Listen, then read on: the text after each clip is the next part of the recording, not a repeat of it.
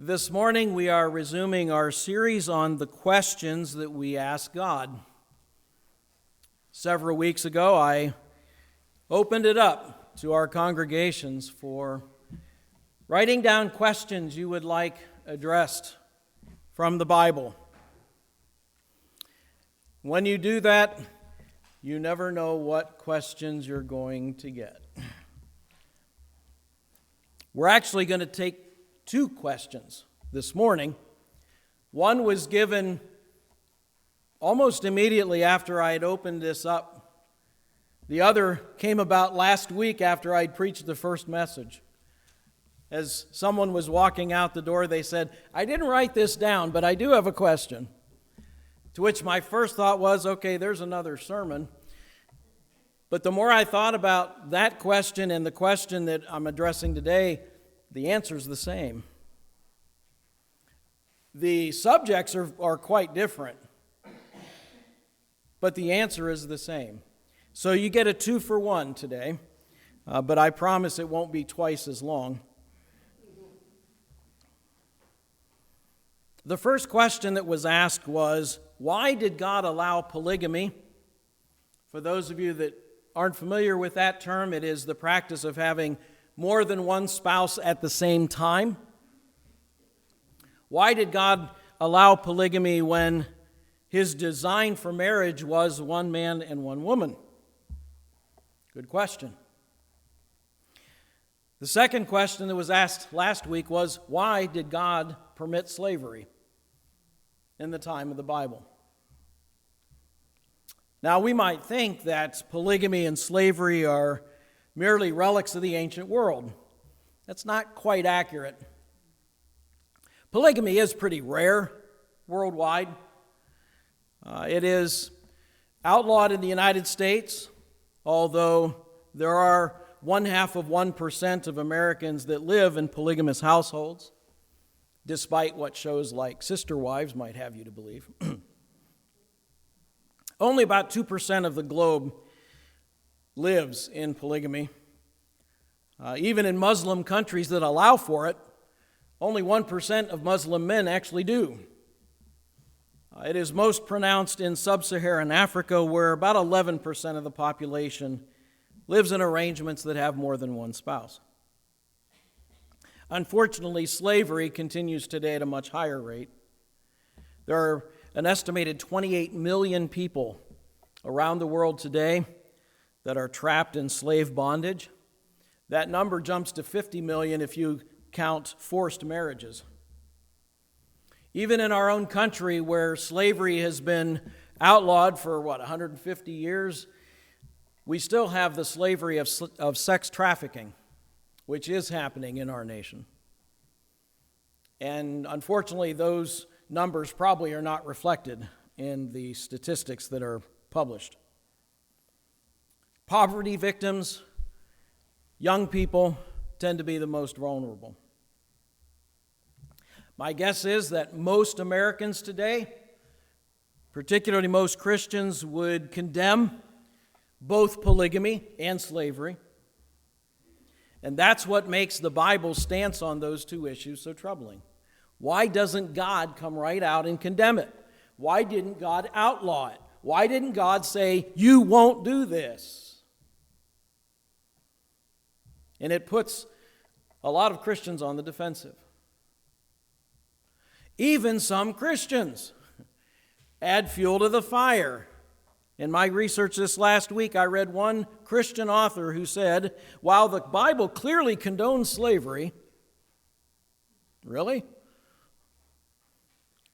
Another one was critical of the Apostle Paul when he returned runaway slave Onesimus to his owner Philemon. This particular resource says, though Paul never outright said slavery is acceptable, he never condemned it either. And when runaway slave showed up, Paul converted him to Christianity and then returned him to his slave owner. Runaway slaves who were returned were usually not welcomed with a hug. They were punished, sometimes executed, as an example to others. This person writes, the apostles' decision to send Onesimus back not only put the slave at risk, It seemed to condone slavery, and it certainly set back any movement that would have outlawed this flesh-peddling institution.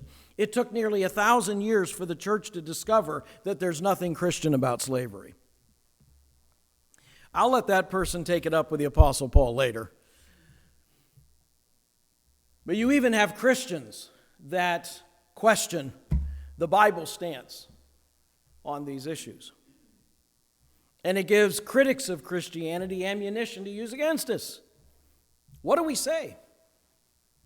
What do you say if you're sharing your faith and somebody says, how can you believe in a God that would allow slavery or polygamy? Or several other things they might mention from the ancient world. But I'm not willing to concede that ground. So I want to take a deeper look into the question, God, why did you allow that? In both of these issues. We're actually going to throw a third one in at no extra cost. I want to first begin by considering the harsh realities. And that is, both polygamy and slavery were practiced in the Bible. The first recorded instance of polygamy goes all the way back to Genesis chapter 4. We're talking about just a few generations removed from Adam and Eve. There is a guy who is a descendant from Cain named Lamech. And we are told in Genesis 4:19, Lamech married two women, the first named Ada and the other Zillah. Went from A to Z, right? Now, as you read on in that passage, Lamech is very clearly an arrogant man. Seemed to be a violent man. He was very much a chip off the old block from grandfather Cain, great-grandfather.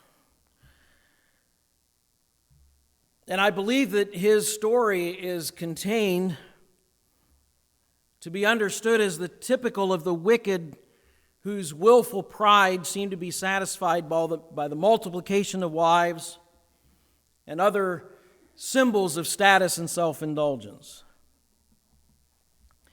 Still in Genesis chapter 16, we have Abraham and Sarah before their names were changed. Abram and Sarai.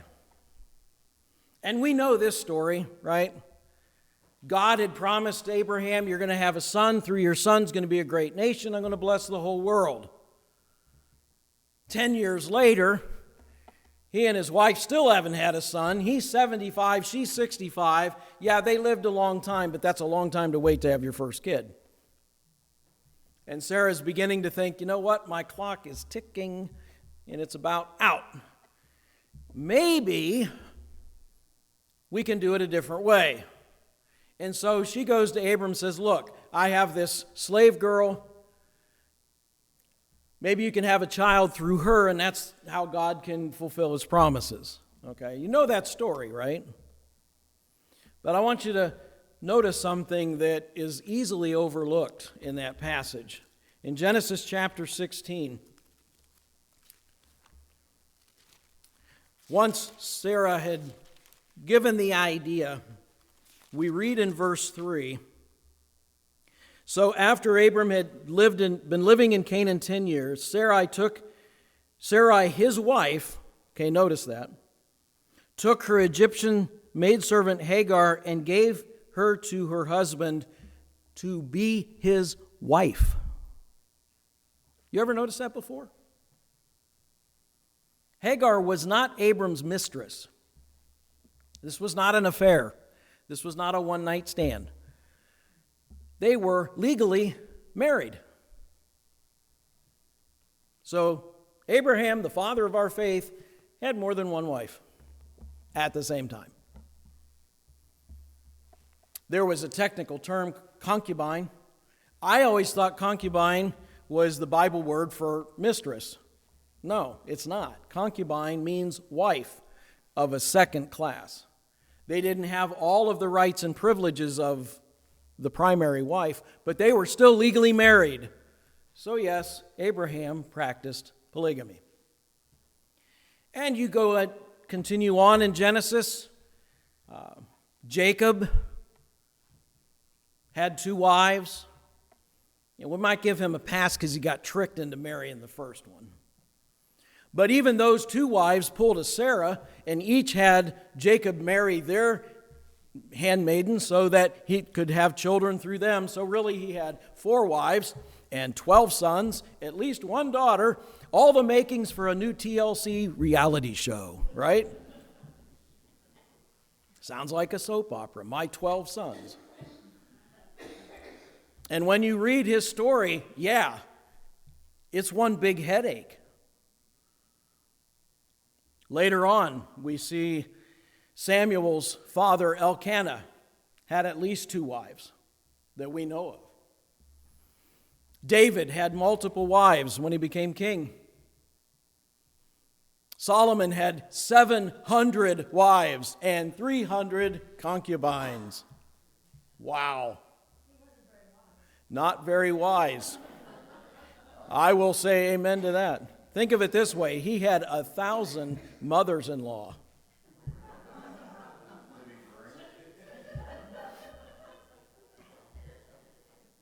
So we see people in the Bible, not just wicked people like Lamech, but people we revere. Abraham, Jacob, David, Solomon.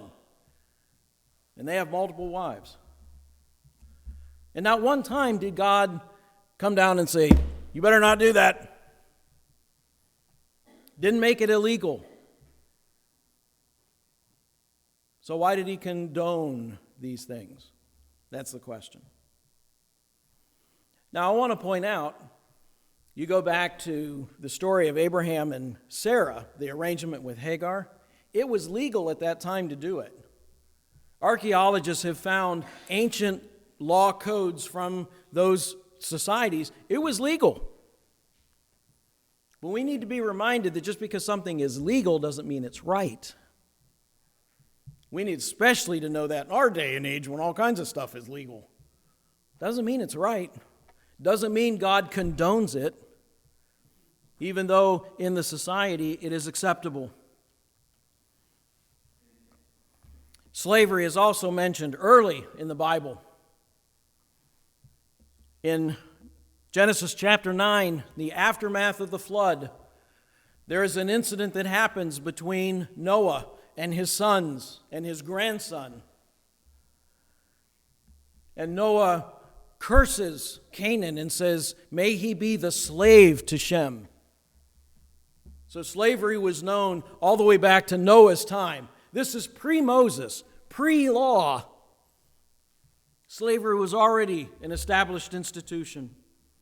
The truth is, slavery was practiced by every known culture of the ancient world that we know of. The Egyptians, the Sumerians, the Babylonians, the Assyrians, Phoenicians, the Moabites, the Ammonites, the Edomites, the Mosquitobites, Greeks, the Romans, all of them, they all practiced slavery. It was just an accepted practice, long before Moses came along. Not saying it's right. I'm just saying the harsh reality is these things were already going on. Now, I want to point this out because this is very, very important. And as you are discussing with people and they bring up slavery, we need to make something very distinct. The slavery of the biblical world is very different from the slavery of pre-Civil War America. The slavery of the ancient world was not capturing and kidnapping people and selling them into slaves as property. It was a whole different idea. The way slaves were treated in the ancient world, the way slaves were treated according to the law of Moses, very different from what was happening in the southern United States in the 17 and 1800s. So you cannot compare the two.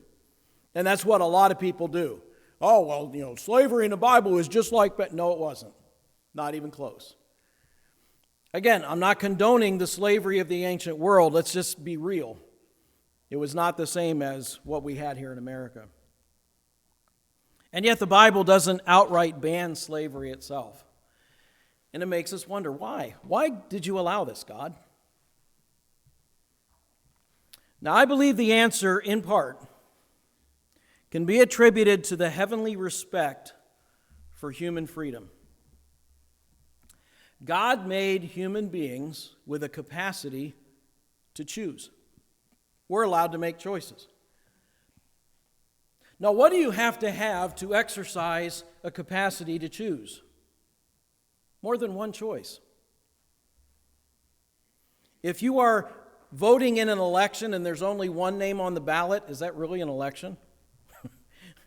Is that really democracy if you don't have more than one choice?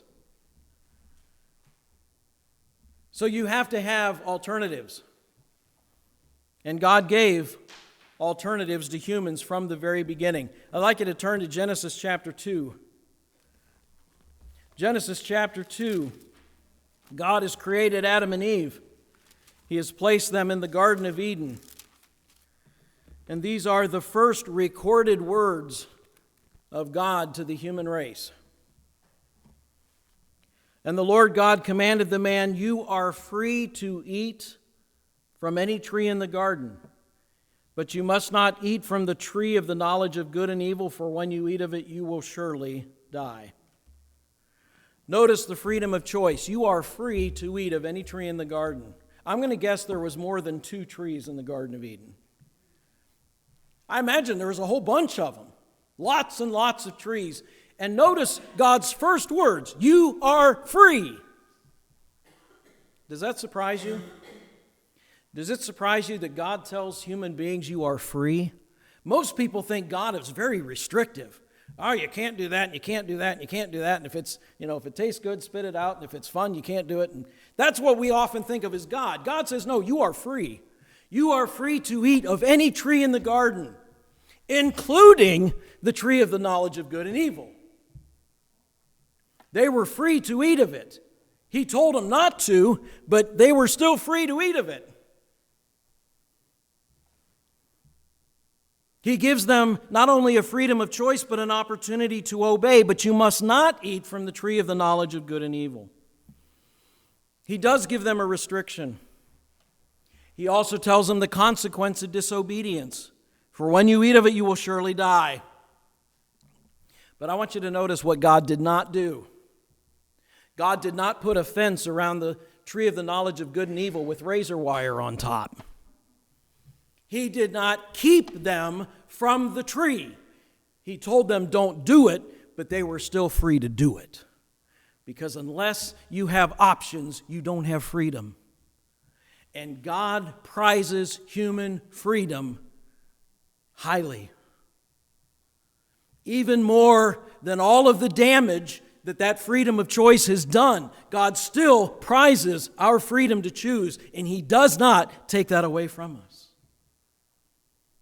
One question that I was surprised did not come up in my little survey was, why would a loving God send anyone to hell? That's a question a lot of people ask. And the answer is, He doesn't send anybody to hell. He has done everything in His power to keep people from hell, except take away their freedom of choice. Because people who end up in hell choose to go there. God highly values our freedom. Now, when Adam and Eve exercised their freedom of choice and disobeyed, when they ate of the tree of the knowledge of good and evil, they brought consequences, not only on themselves, but on everything. The plant world, the animal world, the earth itself felt the curse of sin. And that's the way sin goes. Sin affects more than the sinner. Wouldn't it be great if when a person sinned, they were the only one who suffered for it? That would seem fair, wouldn't it? But that's not the way sin is. Sin has ripple effects. Sin affects a lot of what we would consider innocent people. It's been that way from the beginning. That's the nature of sin. Sin is destructive. You see that in the very first pair of siblings, Cain and Abel. Cain had the ability, and he exercised his freedom to kill his brother. His sin not only affected himself, And human history is replete with the horrors of hostility, subjection, and exploitation down through the centuries. And you say, why doesn't God stop all of that? Because in order for God to do that, he'd have to take away human freedom, and that's one thing he will not do. And so he allowed for things like polygamy, like slavery, things that were not part of his original design, but were already going on, he did allow them to continue. It's at this point I'd like to turn to the passage that I read earlier in Matthew 19. Matthew 19. It does deal with the matter of divorce, but that's not really why I chose this passage. I believe this passage gives us the answer to that more basic question. God, why did you allow this? Now in Matthew 19, beginning in verse 3, some Pharisees came to him to test him. This was not an honest question.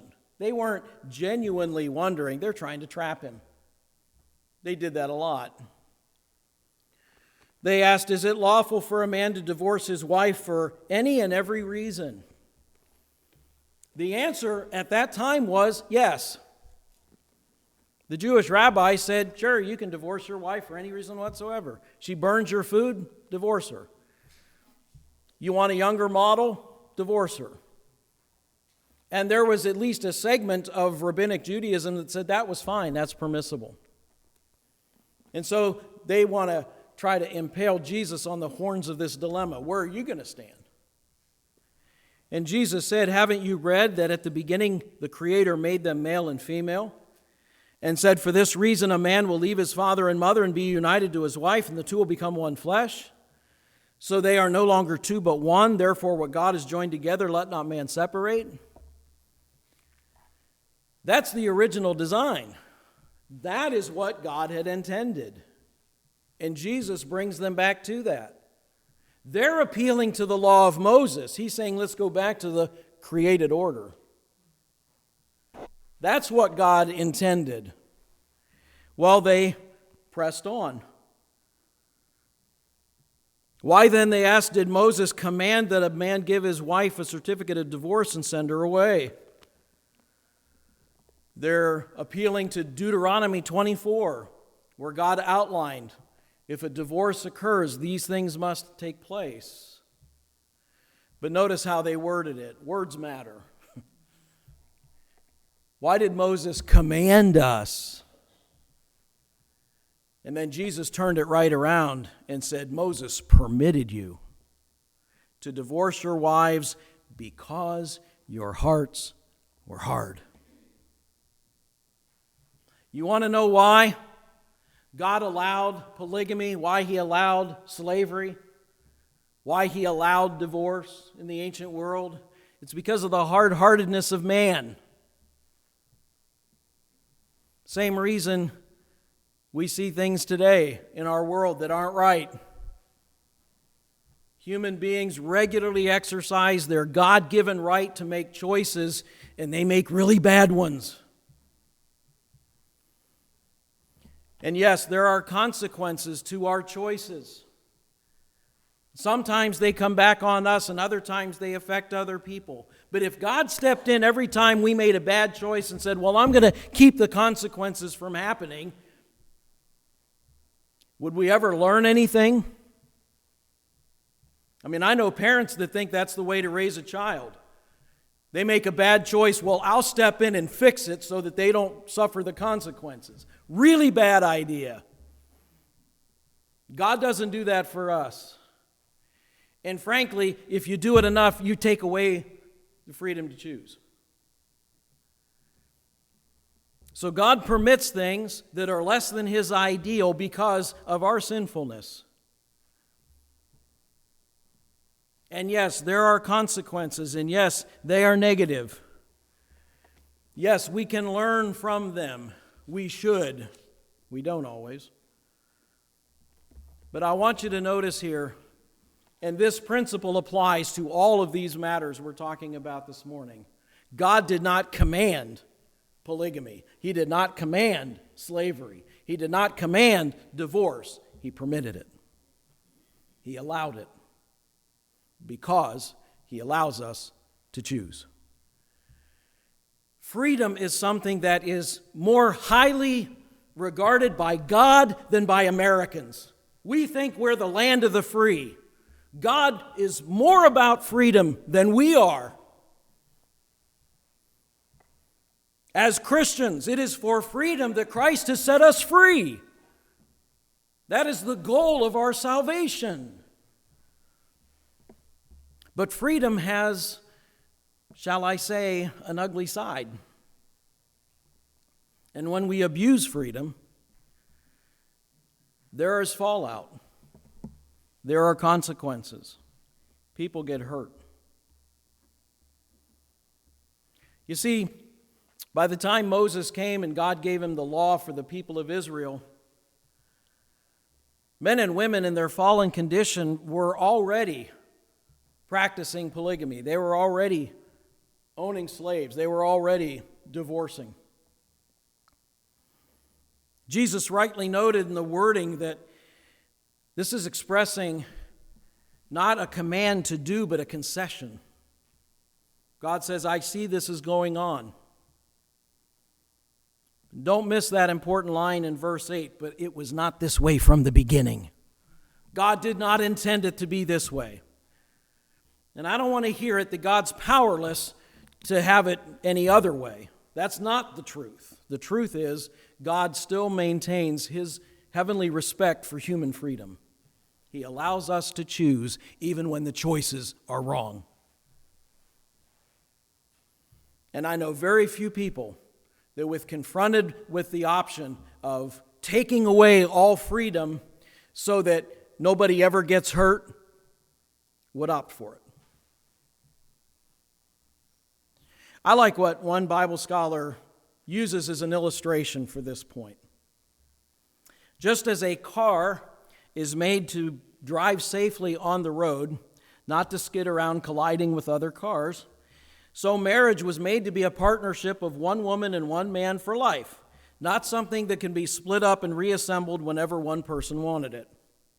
Moses didn't say, as it were, when you drive your car, this is how to have an accident. Rather, when you drive a car, take care not to have an accident, but tragically, if an accident occurs, this is how you deal with it. There's a big difference between commanding and permitting. Whether it's driving your car where wrecks occur or dealing with marriages where wrecks occur. Maybe some of you have I've seen this hanging in some homes. Divorce, never. Murder, maybe. And it makes us chuckle. But I want to suggest that if divorce wasn't an option, I bet a lot more couples would resort to murder.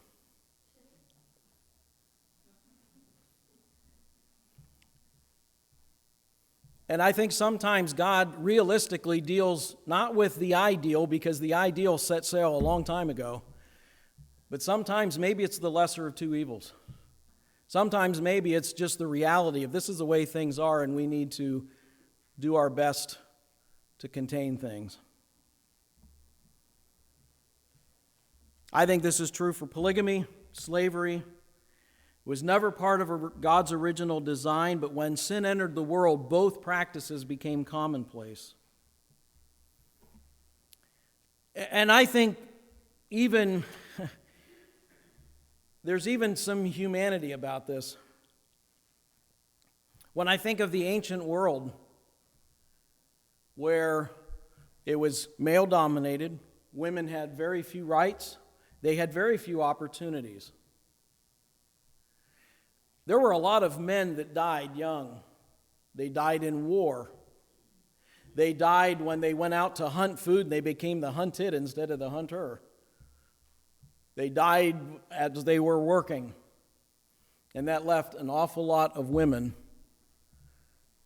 who were left on their own, who could not fend for themselves because they were never given the opportunity. There's a practice in the Bible that is really confusing to a lot of people. It's called levirate marriage.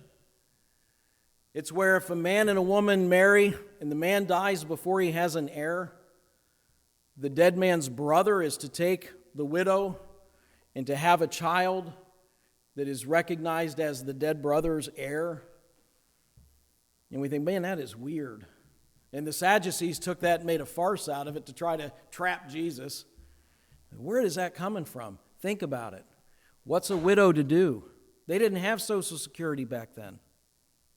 They didn't have opportunities for a woman to go to school and to learn a trade and to support herself. It was very rare in the ancient world. I can't give you a chapter and verse, and maybe I'm completely off base, but I just wonder in the wisdom of God if this wasn't a way of providing for widows who weren't going to make it on their own. Maybe. I do believe God cares about the helpless. And how about slavery? In Jewish culture, slavery happened for two reasons. You were either in debt or you committed a crime. And for those who went into slavery for reasons of debt, it was to pay off the debt. Remember the idea of debtor's prison? Someone gets in debt and they can't repay, so you throw them in prison. Isn't that the dumbest thing ever? How are they going to repay their debt if they're in prison? And this was a way that they could repay their debt. And then when the debt was repaid, they were set free. And at the end of every 6 years, the 7th year, all the slaves were set free. It wasn't a lifetime enslavement. There was freedom. So maybe that was also part of God's thinking in allowing these things which look abhorrent to us, but in a whole different culture, in a whole different time, maybe there was a humane reason for it.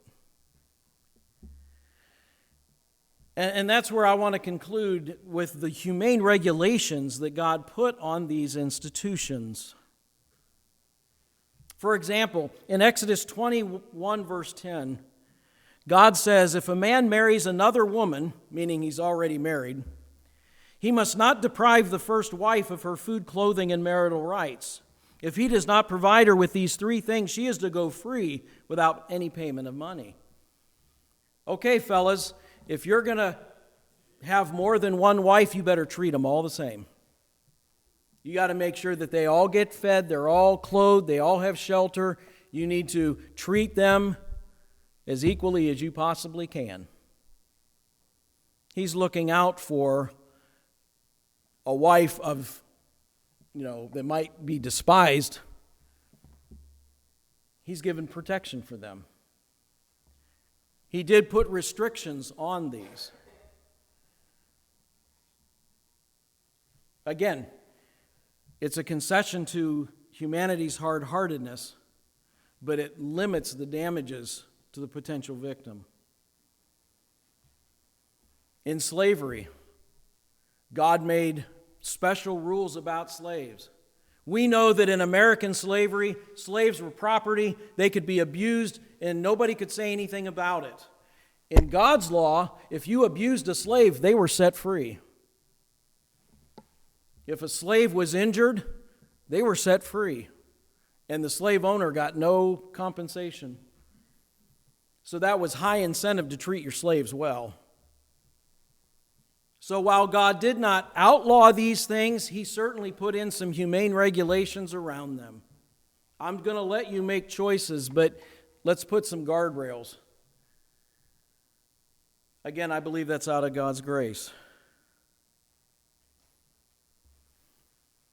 The truth is, human nature has always tried to subjugate people. And that comes from the very first sin. God told Eve in Genesis 3:16, your desire will be for your husband and he will rule over you. That word rule means under the thumb. It's a word from which we get tyrant. This isn't loving male leadership of the home. This is human nature trying to dominate by sheer power. And unfortunately, that's been human history. And so God had put regulations in to help control and minimize that. That was for polygamy, that was also for slavery. It's not that the Bible condones slavery or polygamy or even divorce. It just establishes humane limits for an evil system. One thing that a lot of people don't realize, in Exodus 21:16, God told Moses, anyone who kidnaps another and either sells him or still has him when he is caught must be put to death. It's called slave catching. It's what they did in the 1700s and 1800s when they would go to Africa and they would capture human beings and ship them across the seas and sell them as slaves. What does God say about that? They should be put to death. There's no condoning of slavery there. Certainly not the slavery that we know of from our history classes. God wasn't condoning that. He absolutely condemned that. When we get to the New Testament, slavery was practiced by the Roman Empire. It's estimated in the first century, when Jesus and Paul and the apostles lived, there were 60 million slaves in the Roman Empire. Why didn't the church try to overthrow slavery and abolish slavery? For one thing, the Roman Empire wouldn't have stood for it. It was too much a part of their system, and the church would have been quashed. And I think this is an important lesson for all of us as Christians. Jesus was more interested in the salvation of souls than he was the changing of policy. The Apostle Paul was more interested in the saving of souls than to change the laws of the land. And I'm not saying that we cannot stand up against unjust laws in our own system. We have a lot more freedom than other lands in doing so. But that can never be our priority. If our goal is to get certain people elected, if our goal is to get certain laws passed, because that's going to save America, we are sadly mistaken. The only thing that is going to save America is Jesus Christ. That's it. And if Paul had spent his time trying to abolish slavery, even if he had been successful, those unsaved souls would have gone to hell. And if you could imagine just for a moment, and I know this really stretches our minds and our thinking. If we could outlaw all the vices in American society, if we could outlaw, abortion, if we could outlaw pornography, if we could outlaw all the things, homosexuality and all these things, if we could outlaw them all, would it really solve the problems of this country? No. Because you don't change the heart of a nation by changing the people in office. The heart of Americans' problem is the problem of Americans' hearts. And until the hearts are changed, no amount of legislation is going to make a difference. So our focus needs to be where it should be, and that is the salvation of souls through the grace of God, through Jesus Christ our Lord. That's where it has to be. So while Paul did not condone slavery, he knew that it was there, and he worked within it to try to change the hearts of the people in it. Because if you actually read the book of Philemon, which I dare say most people haven't, you find out that what Paul does when he sends that runaway slave back to Philemon is he says, accept him not as a slave but as a brother. And if he's stolen anything from you and owes anything, I'll pay it for him. Doesn't sound like condoning slavery to me. So we've got to be careful about what God allows and what God condones. Two vast different things. I know I'm running a little late, but I do want to add one last thing, and it actually came to me this morning as we were worshiping before. Actually, when we were singing our communion hymn. Both polygamy and slavery teach us something spiritually. Nobody likes slavery, right? Nobody willingly wants to be a slave. But isn't it true that everyone who sins is a slave to sin? maybe God allowed slavery so that we would really understand what being a slave to sin is all about. And when it comes to polygamy, yes, God's design was for one man and one woman to be united and to become one. Marriage is often used in the Bible as a reflection of our relationship with God, right? But what does polygamy look like spiritually? If we were spiritually living in polygamy, we would say, oh, I'm married to God, but I'm also married to all these other things. I have Jesus plus this, that, or the other thing. And that's not what God has intended at all. God says, I want you to be faithful to me as your one and only. So maybe God allowed those things to exist as object lessons for our spiritual lives, so that we could see how wrong those situations are and not want it in our own life. Because, as I mentioned, every time polygamy is evidenced in the Bible, it's always in a negative light. It's always a mess. Maybe God's trying to teach us a lesson in a way that we can actually understand it. The Bible records many things which it does not approve. The harsh realities show that such abhorrent practices as polygamy and slavery were the result of human depravity, the fruit of human beings abusing their God-given right to make choices. God displayed heavenly respect for that decision-making, not directly interfering with the consequences of human choice. He did, however, establish humane requirements to limit the damage and protect the potential victims. All of these things, plus maybe those extra lessons we can learn, I believe is why God allowed such things and why God allows such unsavory practices in our own culture.